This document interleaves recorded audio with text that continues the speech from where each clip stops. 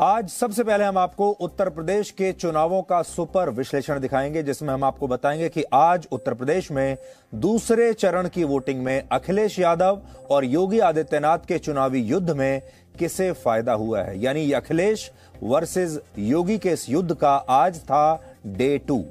आज के विश्लेषण से आपको पता चलेगा कि अखिलेश यादव की सोशल इंजीनियरिंग ने इसे कैसे कांटे का मुकाबला बना दिया है। आज दिन भर वोटिंग के दौरान हमारे संवाददाता पोलिंग बूथ्स पर मौजूद थे और आज वो आपको अपने निजी अनुभव के जरिए चुनावों का बिल्कुल सही और सटीक विश्लेषण और आकलन बताएंगे, जो आपको किसी और चैनल पर देखने को नहीं मिलेगा।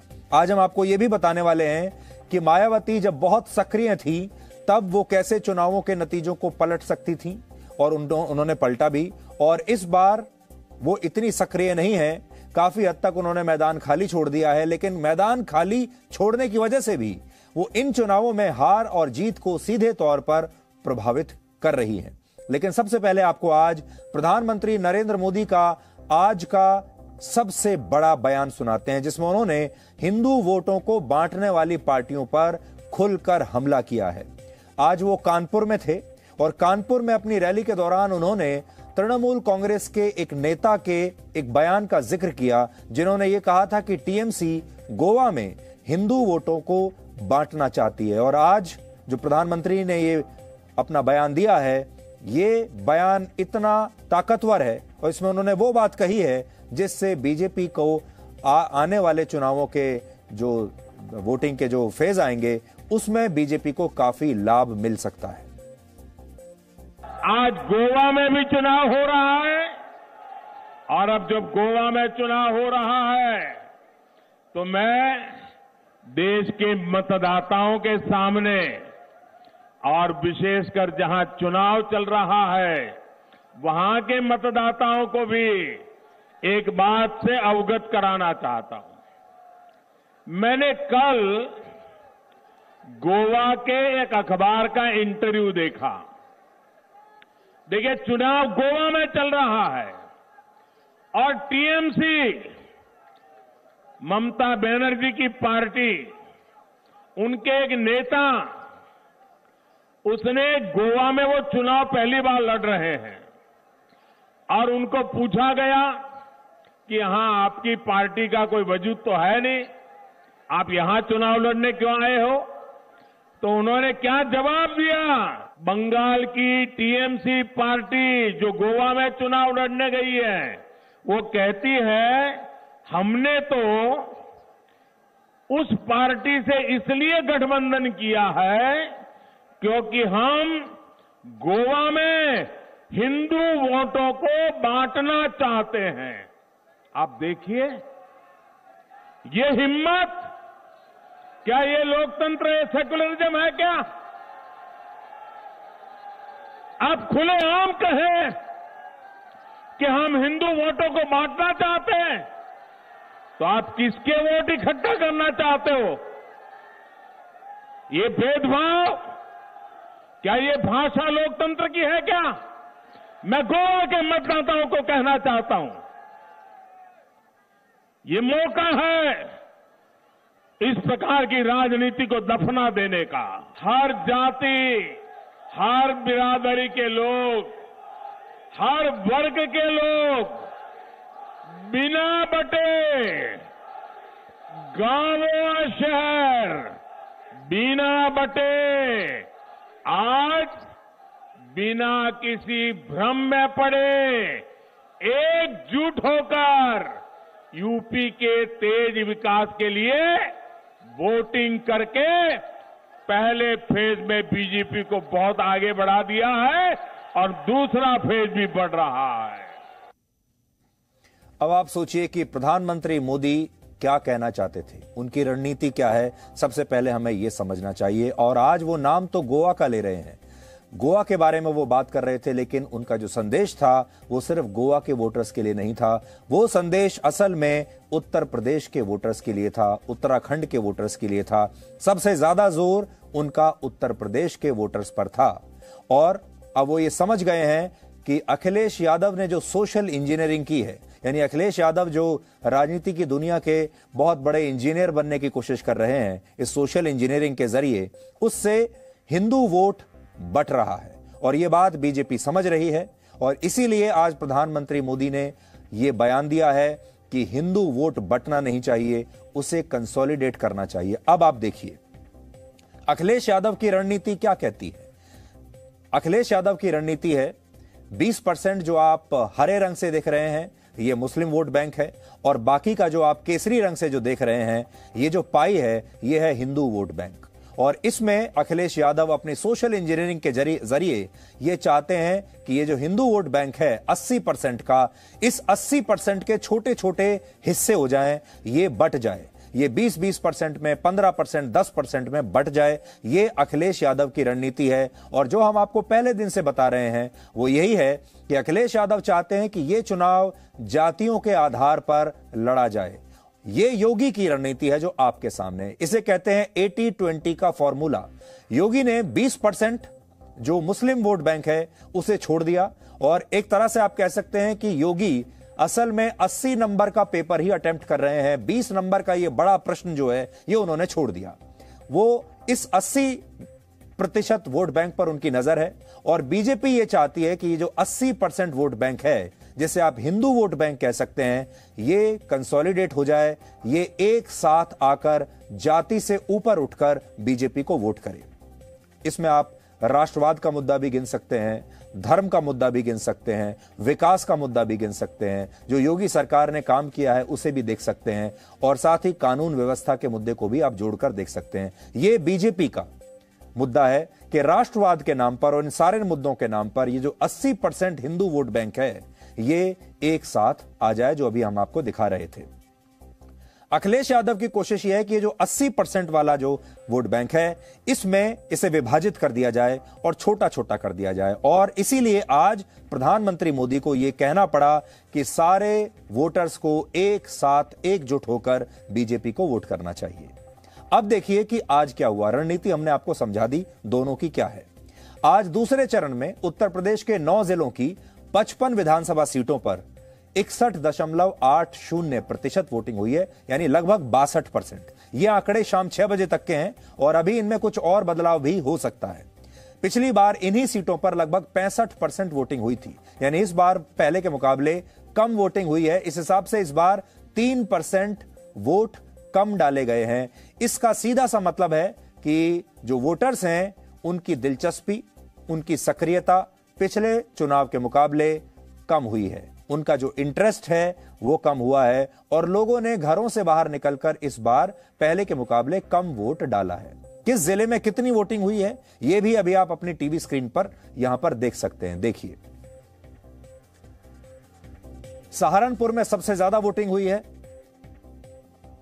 क्योंकि यहां पर मुस्लिम आबादी 40% है।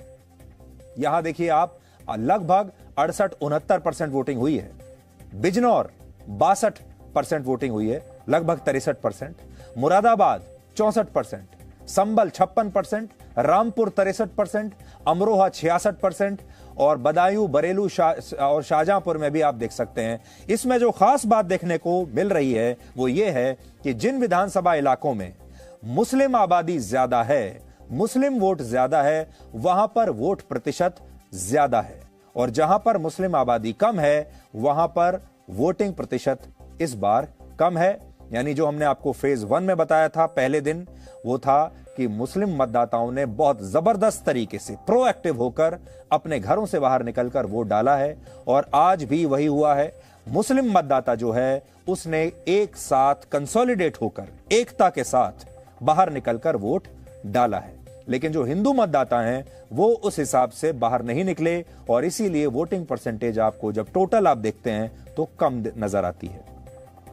आज जिन 9 जिलों में वोटिंग थी उनमें 7 जिले ऐसे हैं जहां 30% से ज्यादा मुस्लिम आबादी है, जबकि मुरादाबाद और रामपुर में मुस्लिम आबादी 50% से ज्यादा है। कुल मिलाकर कहें तो इस चरण में मुस्लिम वोटर्स बहुत ही ज्यादा महत्वपूर्ण है। इन 9 जिलों की 55 में से कुल 38 सीटें ऐसी हैं जिन पर मुस्लिम मतदाताओं के वोट बहुत ही अहम माने जाते हैं। अभी हमने आपको आंकड़ा दिखाया, देखिए कुल 55 सीटें ऐसी हैं जहां पर 38 सीटें ऐसी हैं जहां पर मुस्लिम बाहुल सीटें, जिन्हें आप कह सकते हैं, जहां पर मुसलमान ये तय करेंगे कि कौन जीतेगा कौन हारेगा। सोचिए 55 में से 38 सीटें ऐसी हैं। और ये जो डिसाइडिंग फैक्टर है मुस्लिम वोट, इन्होंने बहुत संख्या बल में बाहर निकलकर आज अपना वोट डाला है। आज दिन भर वोटिंग के दौरान हमारी टीम अलग अलग विधानसभा सीटों पर मौजूद थी और इस दौरान हमने जो देखा उसका एक लाइन में आप सबके लिए सार यह है कि इस बार उन इलाकों में जबरदस्त वोटिंग हुई जहां मुस्लिम आबादी ज्यादा है। हमारे अनुमान के मुताबिक इस बार इन सीटों पर मुस्लिम वोटर्स ने 65 से 70% तक मतदान किया है। 2017 में यह आंकड़ा 50% था, यानी 50% मुस्लिम समुदाय के लोगों ने ही तब वोट डाला था और बाकी ने नहीं डाला था। लेकिन इस बार सिर्फ 15 से 20% जो है वोटिंग पहले के मुकाबले ज्यादा हुई है। तो ये आपको पैटर्न अब समझ में आ रहा होगा। मुस्लिम मतदाता बाहर निकल रहे हैं। इसका सीधा सा मतलब है कि मुस्लिम मतदाता जानते थे कि उन्हें किसे और क्यों वोट देना है। हालांकि यहां दूसरा बड़ा पॉइंट यह है कि मुसलमानों के ज्यादा वोट डालने पर भी वोटिंग प्रतिशत 2017 के मुकाबले कम है, जिससे यह पता चलता है कि हिंदू वोटर्स ने इस बार बहुत कम वोट डाला है। यानी हिंदू वोटर्स में इस बार कम उत्साह दिखाई दे रहा है, जो बीजेपी के लिए अच्छी खबर नहीं है। और इसीलिए आज प्रधानमंत्री मोदी को कानपुर में अपनी रैली में यह बात कहनी पड़ी कि हिंदू वोटर्स जो हैं उन्हें कंसोलिडेट होना चाहिए, सारे वोटर्स को एक साथ मिलकर वोट डालना चाहिए। एक और बात, इन सीटों पर ज्यादा मुस्लिम मतदाता होते हुए भी पिछली बार बीजेपी को यहां बहुत जबरदस्त जीत मिली थी। सोचिए, इसके बावजूद 2017 में बीजेपी ने यहां की 55 में से 38 सीटें जीती थी, समाजवादी पार्टी ने 15 और कांग्रेस ने 2 सीटें जीती थी, जबकि बीएसपी को यहां एक भी सीट नहीं मिली थी। और ऐसा इसलिए हुआ था क्योंकि अखिलेश यादव तब केवल मुस्लिम प्लस यादव वोटों की सोशल इंजीनियरिंग पर निर्भर थे। ये एक बहुत पुराना फॉर्मूला है जिसे आप MY फॉर्मूला भी कहते हैं। मुलायम सिंह यादव और लालू प्रसाद यादव जैसे नेताओं ने इस फॉर्मूले को इजाद किया था, मुस्लिम प्लस यादव वोटर्स। लेकिन इस बार अखिलेश यादव ने अपने फॉर्मूले को बदल दिया है और उसका बहुत विस्तार कर दिया है। अब उन्होंने एक नया फॉर्मूला बनाया है और वो आपके सामने है, और वो फॉर्मूला है M+Y+J+S/M+K+G।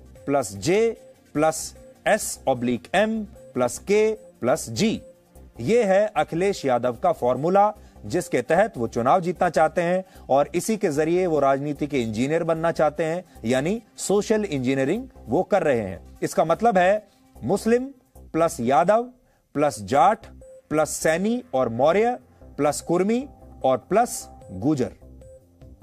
यह नया वोट बैंक अखिलेश यादव ने अपने लिए तैयार किया है। पिछली बार उन्होंने जो गलती की थी वो ये था कि उन्होंने सिर्फ MY पर निर्भर अपने आप को रखा, यानी मुस्लिम प्लस यादव, जिसकी वजह से जो बाकी की जातियां हैं उन्होंने उन्हें वोट नहीं दिया था। लेकिन इस बार अखिलेश यादव ने अपने केमिस्ट्री की लैब में इस फॉर्मूले को विस्तार दे दिया है। अब यह नया फॉर्मूला उन्होंने बनाया है।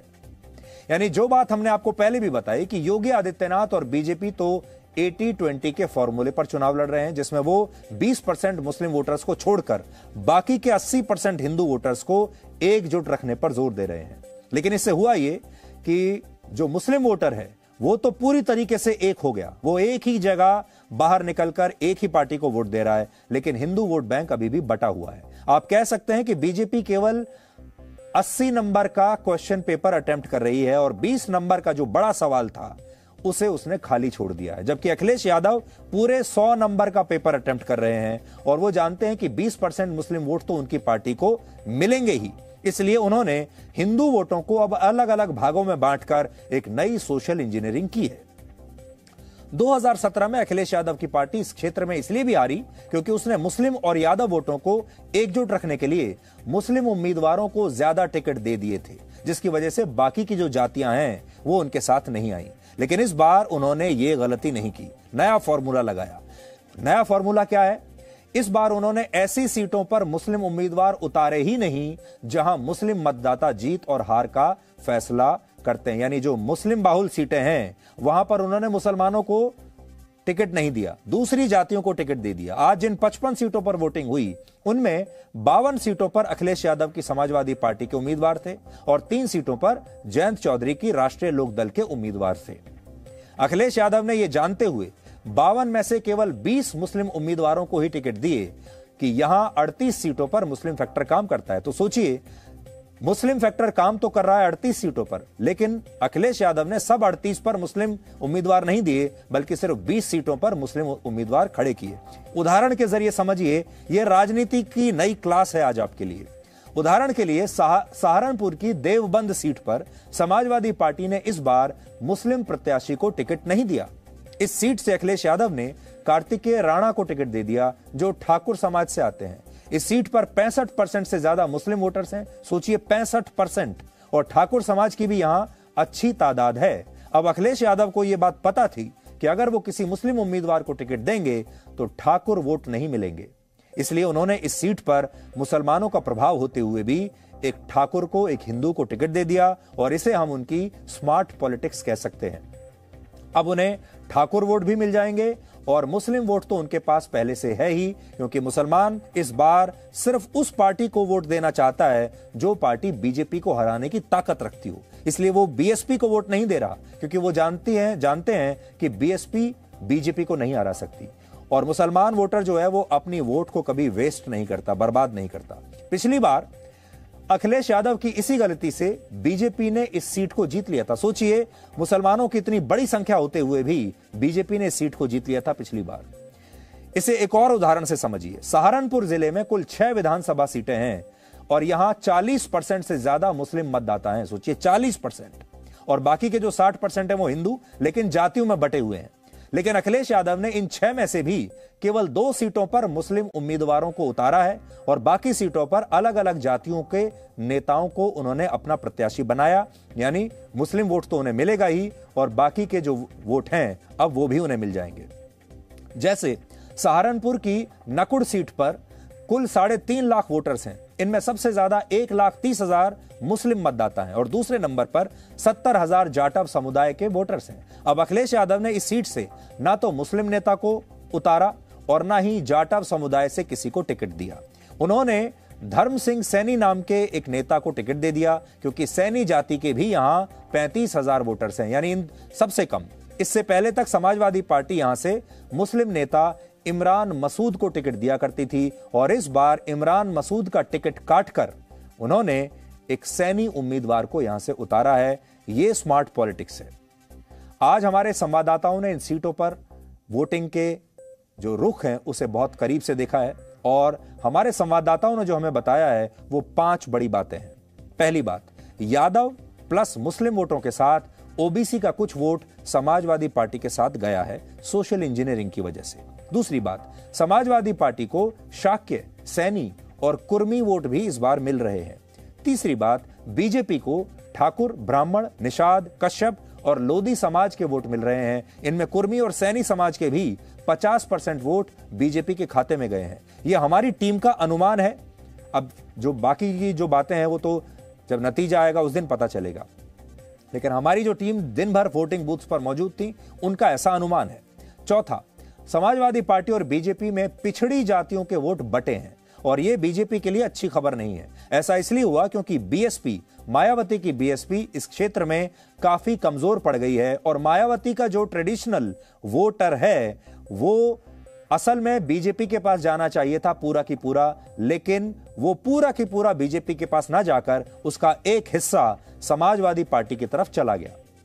पांचवी बात यह है कि अखिलेश यादव को जयंत चौधरी के साथ गठबंधन करने का फायदा मिला है, क्योंकि हमारे अनुमान के मुताबिक जाट मतदाताओं ने एकजुट होकर इस गठबंधन को वोट दिया है। यहां एक और पॉइंट यह है कि हमारा आकलन है कि दूसरे चरण में दलित मतदाताओं का झुकाव बीएसपी की तरफ रहा है। यह खास बात है। जो दलित मतदाता थे आज की वोटिंग में उन्होंने बीएसपी को वोट दिया है, और यह बीजेपी के लिए अच्छी खबर है, क्योंकि बीजेपी यही चाहती थी कि बीएसपी का जो पारंपरिक वोटर है वो बीएसपी को ही वोट दे, वो कहीं और ना जाए, या तो वो सिर्फ बीजेपी के पास आए या बीएसपी को वोट दे। तो आज बीएसपी को भी दलित वोट मिले हैं, जिससे बीजेपी को फायदा होगा।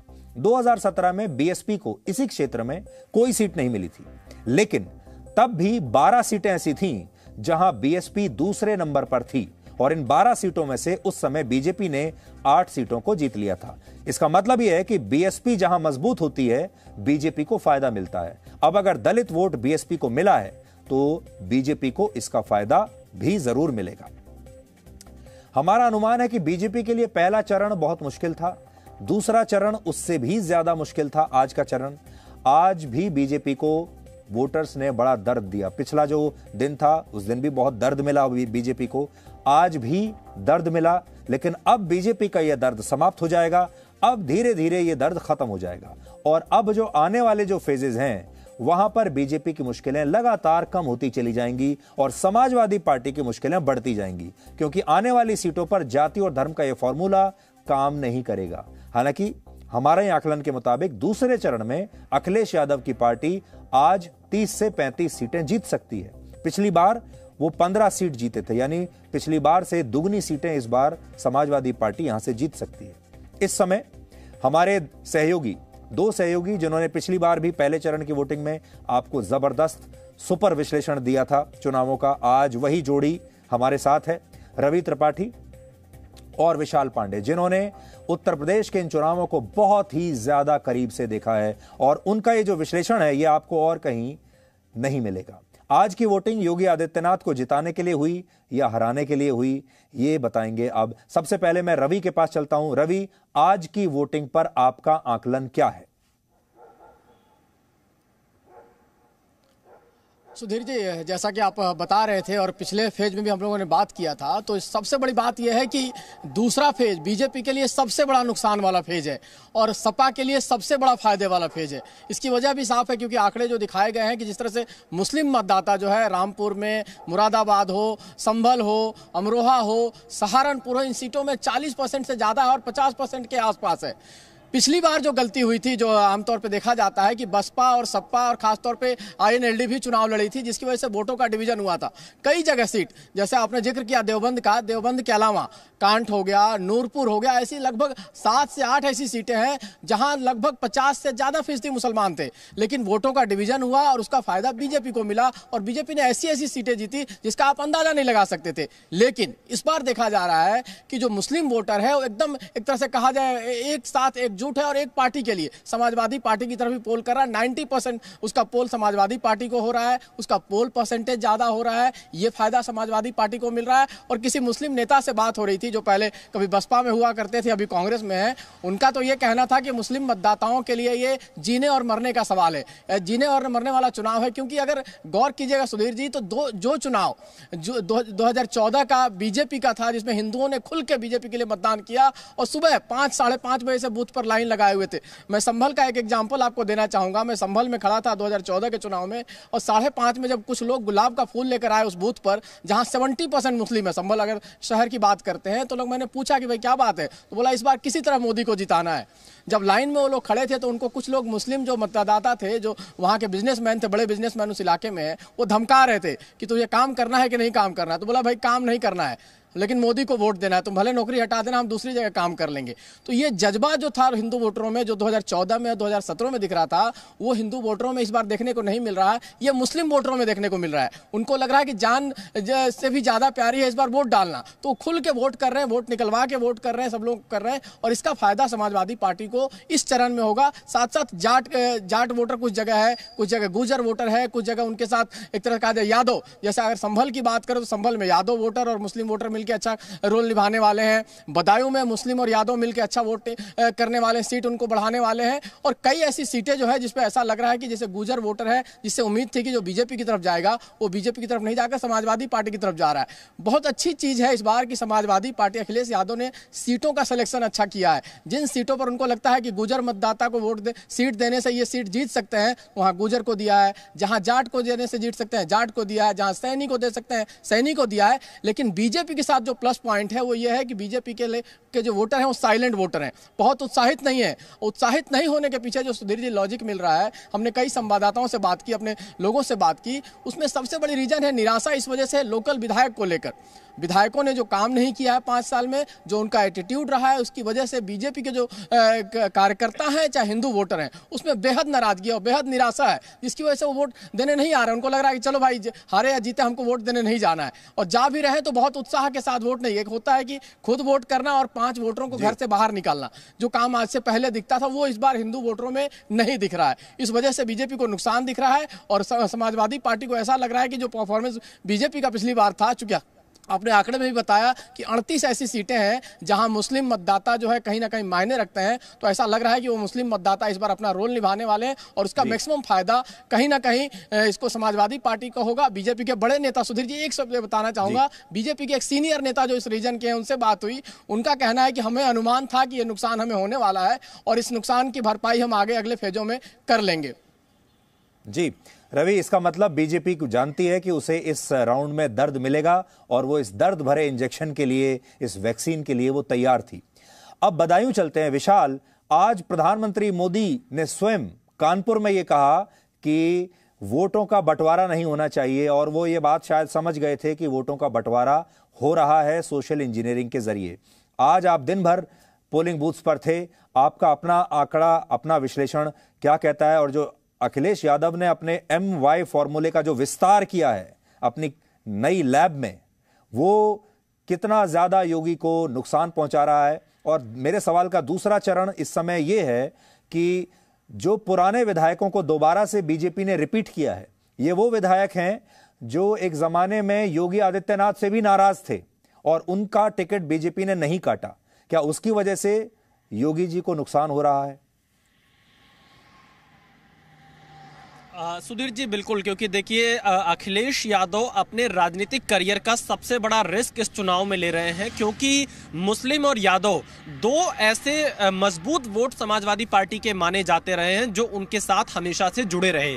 इस बार अखिलेश यादव ने M+Y फैक्टर से आगे बढ़ने के लिए मुसलमानों के साथ साथ यादवों के टिकट भी काफी कम किए हैं, और जिन सीटों पर ये कम किया है वहां पर अदर, बैकवर्ड और ब्राह्मण को ज्यादा टिकट दिया है। जैसा कि आपने बताया सहारनपुर का, मैं आपको अमरोहा का उदाहरण देता हूं। अमरोहा में 4 विधानसभा सीटें हैं जहां पर हर बार समाजवादी पार्टी 3 मुसलमान चुनाव लड़ाती थी, लेकिन इस बार मात्र 1 मुस्लिम कैंडिडेट को अमरोहा में चुनावी मैदान में उतारा है। बाकी सीटों पर जाट, गुर्जर और दलित को सीट दी है। इसके साथ ही साथ अगर हम बिजनौर की बात करें, क्योंकि बिजनौर जिले में जाट, गुर्जर, सैनी प्लस मुसलमान, ये मतदाताओं की संख्या ज्यादा है। बिजनौर में आमतौर पर 4 से 5 मुसलमान चुनाव लड़ा करते थे, लेकिन इस बार मात्र 2 मुस्लिम ही चुनावी मैदान में हैं। बदायूं की बात करें तो बदायूं में शाक के कैंडिडेट्स पे अखिलेश ने दांव लगाया है। दरअसल बीजेपी को यह पता है कि जो दूसरा फेज है ये उनके लिए बहुत अच्छा नहीं रहने वाला है, क्योंकि 2017 के चुनाव में भी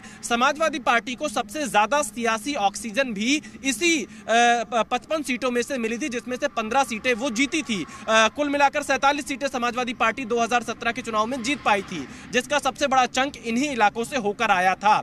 क्योंकि अखिलेश ने इस बार शाक्य, कुर्मी, सैनी, गुर्जर, जाट, इन जो जातियों के वोट हैं उनको फोकस में रखकर टिकट दिया है, इसलिए बीजेपी की चुनौती बढ़ी है।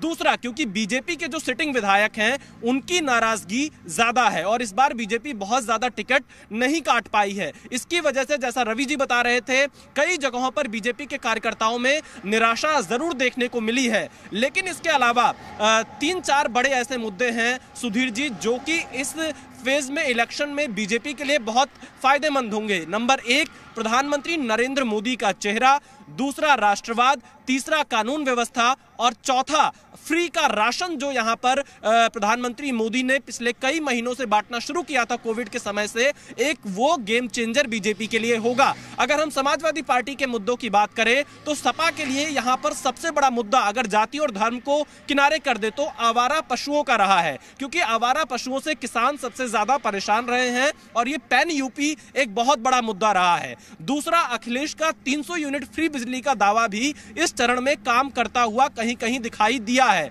और इसके अलावा अगर हम मायावती के वोट पर जाएं, क्योंकि जब बीजेपी और सपा की सीधी लड़ाई है तो इसमें मायावती का जो दलित वोट है वो सबसे निर्णायक होता है। बीजेपी ये चाहती है कि मायावती का दलित वोट सपा के पास ना जाए, सपा यह चाहती है कि मायावती का दलित वोट बीजेपी के पास ना जाए, वो मायावती को ही मिले और दोनों ही इस कोशिश में लगे रहे, या तो उनकी पार्टी को मिले या बीएसपी को जाए। लेकिन फिलहाल जो ट्रेंड हमें पश्चिमी यूपी में दिखाई पड़ा है और रुहेलखंड में जहां आज इलेक्शन था वहां पर मायावती दलित वोटों को लेते हुए नजर आई है और कुछ ऐसी सीटें हैं, एक बदायूं की एक सीट है जहां पर मायावती के साथ मुस्लिम वोट जाता हुआ दिखाई पड़ा है। लेकिन बीजेपी और सपा के बीच में यह सीधी टक्कर दिखी है, दोनों के अलग अलग मुद्दे हैं। सोशल इंजीनियरिंग सबसे ज्यादा इस चुनाव में काम कर रहा है कैंडिडेट के चेहरे। सुधीर जी, तो अब वोटर्स के सामने रवि, एक तरफ फ्री राशन है, कानून व्यवस्था है, दूसरी तरफ फ्री बिजली है और वोटर्स को यह तय करना है कि फ्री बिजली लेनी है या फ्री राशन लेना है। प्रधानमंत्री ने आज एक बहुत जबरदस्त अपील की है कानपुर से वोटर्स को। आपको लगता है कि यह अपील अगले जो चरण हैं वोटिंग के उस पर बहुत काम आ सकती है बीजेपी के?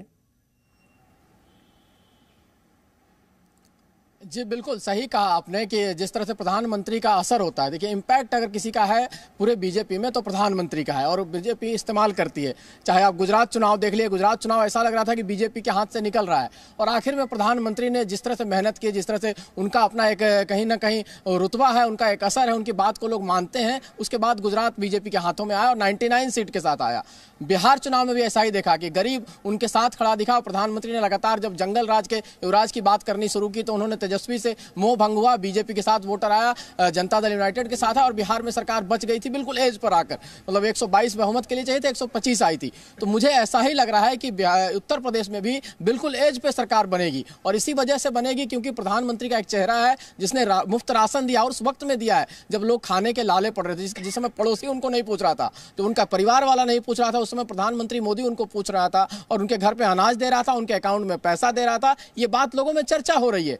कानून व्यवस्था की बात करें तो योगी साहब की तारीफ इसलिए हो रही है मुख्यमंत्री मोदी की कि उन्होंने कहीं ना कहीं लोगों को कानून व्यवस्था के तहत महिलाओं को स्वच्छंद रहने की क्षमता दी है, एक आदत लगाई है कि लोग स्वच्छंद रूप से। रवि, मैं सोचता हूं कि आगे बढ़ने से पहले प्रधानमंत्री ने आज जो अपील की है एक बार और दर्शकों को दिखा देते हैं और बताते हैं कि प्रधानमंत्री ने आज असल में कहा क्या है जो कि एक गेम चेंजर बन सकता है। आप भी सुनिए कानपुर में प्रधानमंत्री ने क्या कहा है जिसको कहा जा रहा है कि ये उनका गेम चेंजर बयान है। आज गोवा में भी चुनाव हो रहा है और अब जब गोवा में चुनाव हो रहा है तो मैं देश के मतदाताओं के सामने और विशेषकर जहां चुनाव चल रहा है वहां के मतदाताओं को भी एक बात से अवगत कराना चाहता हूं। मैंने कल गोवा के एक अखबार का इंटरव्यू देखा। देखिए, चुनाव गोवा में चल रहा है और टीएमसी, ममता बनर्जी की पार्टी, उनके एक नेता, उसने गोवा में वो चुनाव पहली बार लड़ रहे हैं और उनको पूछा गया कि यहां आपकी पार्टी का कोई वजूद तो है नहीं, आप यहां चुनाव लड़ने क्यों आए हो? तो उन्होंने क्या जवाब दिया? बंगाल की टीएमसी पार्टी जो गोवा में चुनाव लड़ने गई है वो कहती है हमने तो उस पार्टी से इसलिए गठबंधन किया है क्योंकि हम गोवा में हिंदू वोटों को बांटना चाहते हैं। आप देखिए ये हिम्मत, क्या ये लोकतंत्र, ये सेकुलरिज्म है क्या? आप खुलेआम कहें कि हम हिंदू वोटों को बांटना चाहते हैं तो आप किसके वोट इकट्ठा करना चाहते हो? ये भेदभाव, क्या ये भाषा लोकतंत्र की है क्या? मैं गोवा के मतदाताओं को कहना चाहता हूं। तो प्रधानमंत्री खुलकर कह रहे हैं कि हिंदू वोटों को विपक्ष बांटना चाहता है और किसके लिए। आज यूपी के अलावा उत्तराखंड की भी 70 सीटों पर चुनाव हुए हैं और शाम 6 बजे तक उत्तराखंड में 59.51% वोटिंग हुई है। 2017 में यह आंकड़ा लगभग 65% था, यानी वहां पर भी कम वोटिंग हुई है। इस बार 5% कम वोट डाले गए हैं, इसका मतलब वहां के वोटर्स में भी उतना उत्साह नहीं है जितना पिछली बार था। उत्तराखंड में हुई वोटिंग का एक लाइन में सार यह है, मैदानी इलाकों में बीजेपी के पक्ष में अच्छी वोटिंग हुई, जैसे हरिद्वार और देहरादून जैसी जगहों पर इसका अच्छा प्रभाव है। हालांकि यहां कांग्रेस और आम आदमी पार्टी बीजेपी को भी अच्छी टक्कर दे रही है। पहाड़ी इलाकों में खासतौर पर गढ़वाल क्षेत्र में कांटे की टक्कर है, क्योंकि यहां बीजेपी के स्थानीय विधायकों के खिलाफ एक लहर है। उत्तराखंड राज्य का गठन वर्ष 2000 में हुआ था और 2002 में वहां पहली बार चुनाव हुए थे और तब से ही वहां एक बार बीजेपी की सरकार आती है और एक बार कांग्रेस की सरकार आती है। अब इस बार ये बड़ा दिलचस्प होगा देखना कि क्या बीजेपी इस परंपरा को इस बार तोड़ पाएगी और दूसरी बार भी अपनी सरकार बना पाएगी। आज गोवा की भी 40 विधानसभा सीटों पर शाम 6 बजे तक लगभग 79% वोटिंग हुई है, 79%। ये 2017 की तुलना में 2% कम है। पिछली बार गोवा में 81.04% वोट डाले गए थे और मनोहर पारिकर के पुत्र उत्पल पारिकर पणजी से निर्दलीय चुनाव लड़ रहे हैं, क्योंकि बीजेपी ने उन्हें टिकट नहीं दिया था। हमारे अनुमान के मुताबिक गोवा में आम आदमी पार्टी और टीएमसी भी रेस में है और हो सकता है कि इस बार भी वहां किसी पार्टी को स्पष्ट बहुमत न मिले। 2017 में भी गोवा में किसी पार्टी को पूर्ण बहुमत नहीं मिला था। Presenting B News app, available on Google Play and App Store. Download it now.